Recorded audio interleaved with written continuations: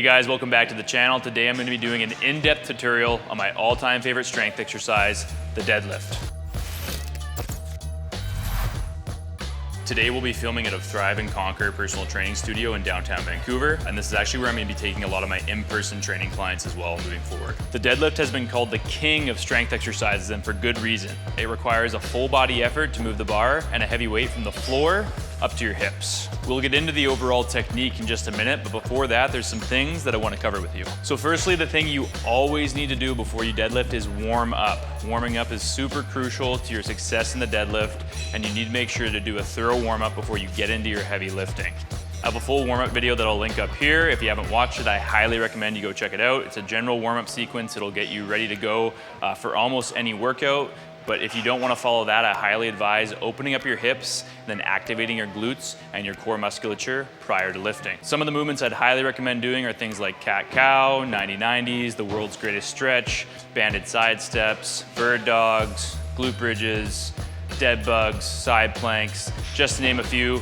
You can mix and match with whichever is best for you, but those are a couple of the exercises I highly recommend doing before you deadlift. Eventually, I'll have individual exercise tutorials for each of those movements, which I'll link down below in the description. If they're not yet there yet, that's just because we haven't actually filmed them yet. Secondly, here I'm going to talk about warm-up sets, and these are super important. So once we've warmed up, we're going to want to load the bar with a sub-maximal weight that we can start to load up to our heavy or working sets. Basically, with warm-up sets, what we're trying to do is create optimal motor unit recruitment so that when we actually get to our heavy set, we're geared up and ready to go. So one of the ways I like to explain to a new client coming to the gym about warm-up sets is that your muscles or your body is like a factory, and when you're just getting into the gym, you're cold, meaning that all the workers are off to lunch. When we have a large project or a large weight we want to lift, we want everybody to be moving optimally before we actually get into that lift. So we want to do smaller and smaller projects or lighter weights moving up incrementally to pull more and more of those workers off of lunch or get them active basically, till we're at our top load. And then by that point, everybody should be cruising, that assembly line should be humming along, and you should be able to hit those lifts, no issues. In terms of the jumps you should be making in your warm-up sets, you can go anywhere from 50 to 90 pounds per increment. Over the years, I've actually gone down to 50 instead of just loading like 45, 45, 45. I like to do those half plates at a time, and then just do a couple reps at each. And I feel like that really greases the gears, so to speak, and I'm feeling super good by the time I get to my top sets. So the very last thing before we get into technique work here is take off your damn shoes, okay? We're not trying to do deadlifts in running shoes. The only shoes that I would actually allow to use are either like a Converse or a Vans or any sort of low to the ground, minimal sole shoe. Something like a Vivo barefoot could even be good. But if you're wearing running shoes, take them off. Wearing a running shoe is almost like doing a deadlift on a mattress or a pillow. It's going to completely disrupt our ability to translate force into the ground, and you're not going to be able to lift as much weight in a running shoe as you will with your foot flat on the ground or in a low drop or minimal sole shoe. Okay, so finally onto technique. What we're gonna do here is we're gonna approach the bar first, and when you're coming up to the bar, we wanna be 1 inch away from the bar. I want my feet about shoulder width apart, or whatever is comfortable for you. So some people are naturally gonna be a little bit wider, some people are naturally gonna be a little bit narrower, but for most people, being about shoulder width is gonna be a really good spot to be. And then we want to have the toes slightly pointed outwards. So I don't want them straight ahead, I want them slightly pointed outwards. So once again, 1 inch from the bar, feet slightly out, shoulder width apart. So next we're gonna break at the hips. So I basically want to push my hips back behind me as far as I can. I want to come into this around 30 to 45 degree angle with my upper body, or until I feel like I can't translate back any farther. My shins should still be vertical at this point. And then what I want to do is I want to bend my knees slightly and bend down to the bar until my shins touch the bar. And when my shins touch the bar, that's basically as low as I want to go. I want to have my arms at the longest point. So I'm not super wide, I'm not super narrow. Arms at the longest point. I'm going to grab the bar and I'm going to set my shoulders back and down with my chest up. So from here, I'm gonna keep my head up, eyes up, crown of the head through the roof. Imagine someone's pulling a string on the top of my head through the roof. And then I'm gonna make some tension. So I wanna basically think about a toothpick behind each armpit, creating tension in my lats. Full breath in, drive through the floor, squeeze my glutes at the top, and then work my way back the way I came.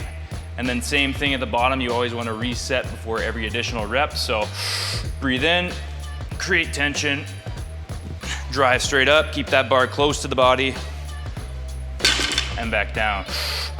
Reset, drive up, and back down. It's just that simple. All right, guys, so that being said, I just want to cover a couple of really key tips to think about when you're actually performing the deadlift. I'm gonna go bottoms up. So the first one is that you want to think about massive leg drive. Don't think so much about pulling with your upper body, but think about pushing with your lower body. And the upper body is just stabilizing and staying nice and tight through the midsection. Number two is gonna be to actually push your quads out against your arms when you're in that bottom position. Think about pushing your knees out against your arms and creating even more tension in that bottom position. As you're pulling your shoulders back, as you're getting that lat tension, you're also driving your legs out into your arms.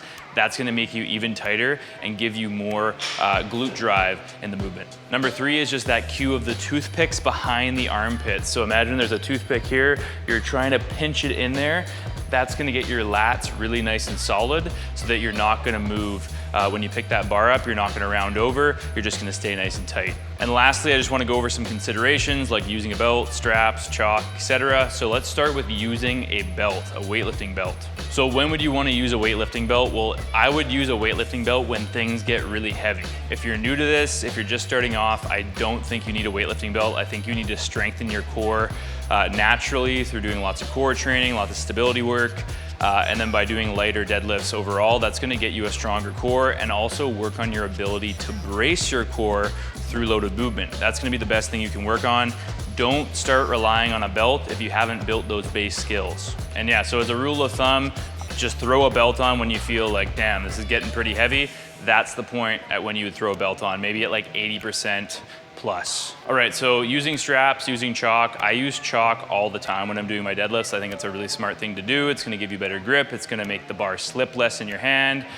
When using straps though, it depends if you're competing or not, but when you're using straps, I really only use straps when I'm doing my accessory work. So whether that is like a pause deadlift, a deficit deadlift, really heavy rack pulls, something that is not my regular working set deadlifts, I'll use straps. If you're competing in powerlifting, you wanna get used to lifting the bar without assistance, so I highly recommend training without using straps on your regular deadlift sets. That being said, if you're going for a PR or you're just wanting to lift a heavier weight than usual, go ahead and throw some straps on, but as a rule of thumb, I don't tend to use them unless it's an accessory lift. And the last consideration I wanna go over here is different grip styles. I'm sure you've heard about switch grip, hook grip, double overhand, and this is kind of what I think is gonna be best. So if you're just starting off, I'd say do double overhand, and do double overhand until you literally cannot do it any heavier.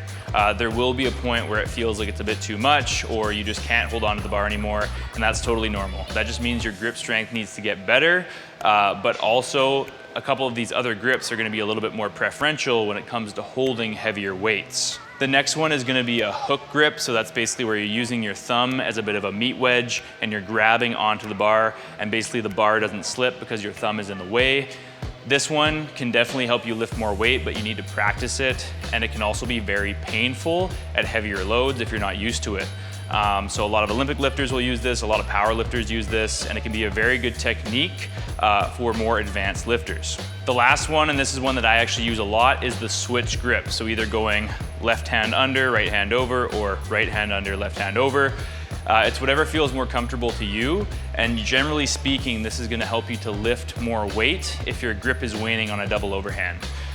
The one negative to this is that you do hear about people tearing their bicep potentially more with this lift, and that's because they bent their arm on the way up during the lift. So as long as you're keeping your arms lengthened and you're keeping your arms long, I've personally never experienced this, and I've deadlifted over 600 pounds this way, and I've been totally fine. So if you're warmed up, if you're using caution, I think you'll be all right, but that is the one negative downside to this grip, but it will help you to lift more weight without straps. All right guys, thank you so much for watching. That is actually it for this tutorial. Like I said before, I tried to make a no-nonsense approach to conventional deadlifting. I hope it really helps you along your journey. If it did, please share it with a friend that it might help as well. I know there's a lot of people out there that want to know how to do this properly, or maybe struggle with this movement, or are trying to get stronger in this movement and looking for different methods and ways to do it.